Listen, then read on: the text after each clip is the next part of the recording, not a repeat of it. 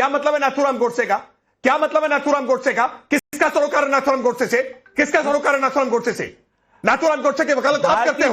ये कांग्रेसी है जो नाथूराम गोडसे की वकालत करते हैं। भारतीय जनता पार्टी आकर के कोई भी तर्क करने लगेंगे, आकर के विषय को डाइवर्ट करने का काम करते हैं। अरे आकर के स्वीकार करिए कि जियाउर रहमान बर्क ने आज जो भूमाफिया के तौर पर काम किया था उसकी निंदा करनी चाहिए आपको। हिंदुओं को रेडिकलाइज करने का काम भारतीय जनता पार्टी और आरएसएस आपकी इतिहास की जानकारी भी सुननी है, आपके धर्म की जानकारी भी सुननी है, आपकी समाज की जानकारी भी सुननी है, आपका राजनीतिक ज्ञान भी सुननी है। और इसी नाते आज उत्तर प्रदेश में आप सुनने के स्थान खड़े हैं। किसी ने उत्तर प्रदेश में आगे बढ़ता हूं, मैं अंबेडकर भाई के पास, मैं अंबेडकर जी के पास चलता हूं।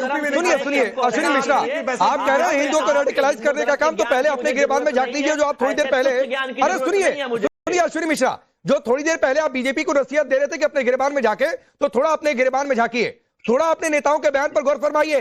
सैफरन टेररिज्म का नाम किसको रेडिकलाइज करने के लिए लाया गया था?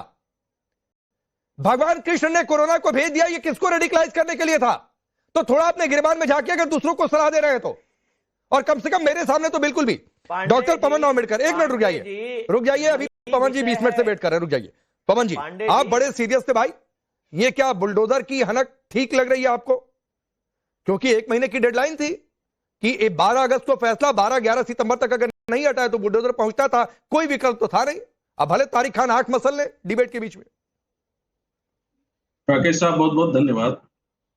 2017 के बाद से ऐसा लगता है कि पहली बार उत्तर प्रदेश में due process of law follow हुआ है, पहली बार।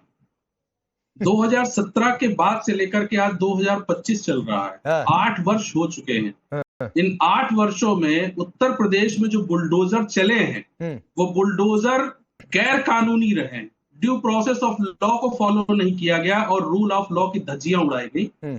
और आज अगर हम एक डिबेट कर रहे हैं ना, इसके 2 पहलू हैं, क्योंकि कारण इसका यह है कि इस बात को भी रखना जरूरी है कि अगर आज हम यहाँ डिबेट कर रहे हैं तो एक मुसलमान व्यक्ति है जो इस देश में एक लाइन खींची जा रही है ना, धर्म के नाम पर हिंदू और मुसलमान। अगर यहाँ पर वर्ग की जगह पर कोई और होता तो शायद आज ये डिबेट यहाँ नहीं हो रही होती। इस बात को भी समझना चाहिए। और बहुत सारी बातें आई, और बर्क साहब का, क्योंकि मैं प्रवक्ता नहीं हूं ना ही बात रखता हूं, लेकिन जो संवैधानिक बात यह है कि पहली बार due process of law follow हुआ है। अभी यहाँ पर भाजपा के प्रवक्ता साहब जो है बिजली चोरी की बात कर रहे थे और शांतनु साहब और आदर्शवादी बातें कर रहे थे। उत्तर प्रदेश में आज की डेट में विधानसभा में 111 भारतीय जनता पार्टी के विधायक हैं जो आपराधिक जो है उनके ऊपर जो है आरोप लगे हैं।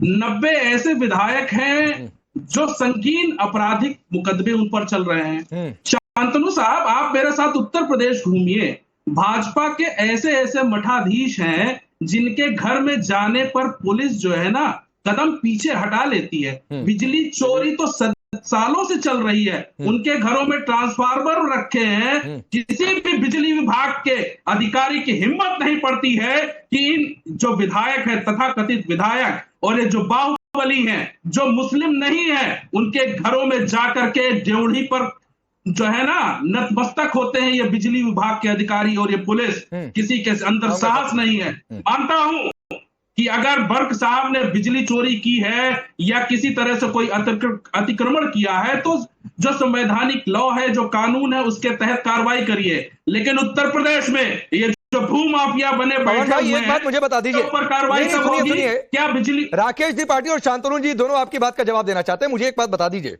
आप बर्क के साथ हैं कि बर्क के विरोध में? एक और आप कह रहे हैं ड्यू प्रोसेस फॉलो हुआ, दूसरी और आप कह रहे हैं कि मुस्लिम है इसलिए टारगेट किया गया, तीसरी और आप कह रहे हैं बर्क है इसलिए चर्चा हो रही है। आपकी लाइन क्या है? नहीं, हमारी लाइन है संवैधानिक। हमने कहा कि इस देश में संविधान का राज होना चाहिए। बर्क साहब जो अरे तो अगर संविधान का राज होना चाहिए और संविधान का राज है, होना नहीं चाहिए है, और आपके हिसाब से ड्यू प्रोसेस फॉलो हुआ तो उसमें बर्क के मुसलमान होने का क्या लेना देना है?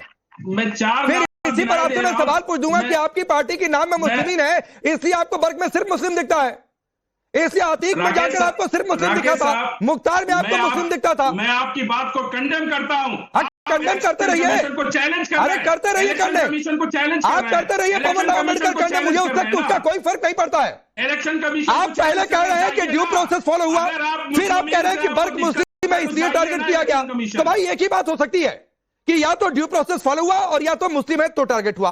और अगर तीसरी लाइन आप ये खींचना चाहते हैं कि चूंकि ड्यू प्रोसेस फॉलो हुआ लेकिन एक्शन नहीं होना चाहिए था कि क्योंकि वो मुस्लिम है, यानी आप एक वर्ग विशेष के लिए संविधान के इतर व्यवस्था चाहते हैं।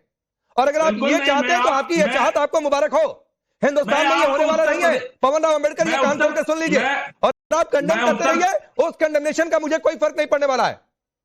राकेश साहब, उत्तर प्रदेश के 3 उदाहरण सुना देता हूं। कुकरेल नाले के मैं आपकी पार्टी के 10 उदाहरण सुना दूं। पवन राव अम्बेडकर जी, आपकी पार्टी के 10 उदाहरण सुना दूं। तलवारों के दम पर शासन किया, पीछे हाथ बांध कर बैठे रहे हमारे हुजूरों के सामने। 15 मिनट के लिए पुलिस हटा दो और पता नहीं क्या क्या आपकी पार्टी के उदाहरण में सुनाऊं, तो मैं नहीं उधर डिबेट लेकर जाना चाहता हूं। राकेश त्रिपाठी कुछ कहना चाह रहे थे, सुनिए फिर रिप्लाई करिएगा, फिर शांतनु जी आपके पास आ रहा हूं। नहीं राकेश साहब, इस सवाल का जवाब पवन राव अम्बेडकर ने कहा कि उनका नाम बर्क नहीं होता तो शायद ये कार्रवाई नहीं होती। संकट ये है ना कि मंगेश यादव का जब एनकाउंटर हुआ ना तो उन्होंने कहा कि यादव था इसलिए उसका एनकाउंटर कर दिया। विकास दुबे की जब गाड़ी पलटी तो उन्होंने कहा दुबे था इसलिए विकास दुबे की गाड़ी पलट गई। ये हर अपराधी की जाति का देखना, हर अपराध में उसको विक्टिम बना करके देखना, ये आप कर सकते हैं। लेकिन Bharatiya Janata party equity before law की बात करती है और रूल ऑफ लॉ को पालन करने का काम कर रही है। हमने इसमें किसी प्रकार का भेदभाव नहीं किया। और आपने पवन राव अम्बेडकर आपने कहा ना कि भाजपा के विधायकों के यहाँ कि बिजली विभाग के लोग जाकर के उनके कदम चूमते हैं। मैं आपको चुनौती देकर कह रहा हूं, पवन राव अम्बेडकर बड़बोलापन बंद करो। एक विधायक का नाम बताओ, एक विधायक का नाम बताओ जिस विधायक ने बिजली चोरी की है, जिस विधायक के घर में ट्रांसफार्मर लगा हुआ है। आप विधायक का नाम बताओ वरना माफी मांगो। पवन राव अम्बेडकर जनरलाइज करके आरोप लगा करके भागने की कोशिश मत करो, ये केजरीवाल बनने की कोशिश मत करो। आप नाम बताओ किस विधायक ने बिजली चोरी की है, नाम बताओ विधायक का, वरना माफी मांगो सार्वजनिक तौर पर। बिल्कुल प्रमाण सहित दिखा देता हूं, आप आइए। अरे बताओ, नाम बताओ भाई, देश देख लेगा अपने आप, जनता अपने आप देख लेगी। नाम बताओ आप, देश क्या? अरे नाम बताओ Pawan Rao Ambedkar. Short term memory loss हो गया क्या? भूल गए क्या? आप भूल गए क्या कौन सा नाम है? विधायक का नाम बताइए, सांसद का नाम बताइए। आप भाजपा के विधायक सांसद का नाम बताइए जो कह रहे थे। भारतीय जनता पार्टी के लोग ही पीड़ित। आइए आप, अरे बताओ ना, नाम बताओ पवन राव अम्बेडकर। भूल गए क्या? यही कहता हूं, शॉर्ट टर्म मेमोरी लॉस के केस हो। आप अभी आरोप लगाते समय बहुत दमखम के साथ आरोप लगा रहे थे, भाजपा के विधायक है, भाजपा के विधायक चोरी कर रहे हैं। नाम बताओ भाजपा के विधायक का, नाम बताओ भाजपा के विधायक का, किस विधायक ने चोरी की? मैं आता हूं बीच में, राकेश त्रिपाठी मैं आता हूं बीच में। एक मिनट पवन राव अम्बेडकर सुनिए, पवन राव अम्बेडकर सुनिए, पवन राव अम्बेडकर सुनिए सर। मैं जानबूझकर बीच में नहीं आया था। सुनिए पवन राव अम्बेडकर, मैं हमेशा जो बात कहता हूं वो फैक्ट्स के आधार पर कहता हूं, बिना फैक्ट के कुछ कहता नहीं हूं।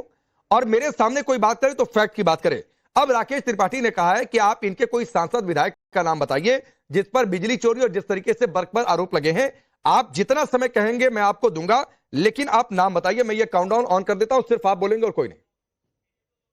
राकेश साहब आप सुनिए, अगर राकेश साहब के पास अगर साहस नाम जिसके घर में ट्रांसफार्मर लगा है, जिसने बिजली चोरी की और कितने की चोरी की, नाम लीजिए।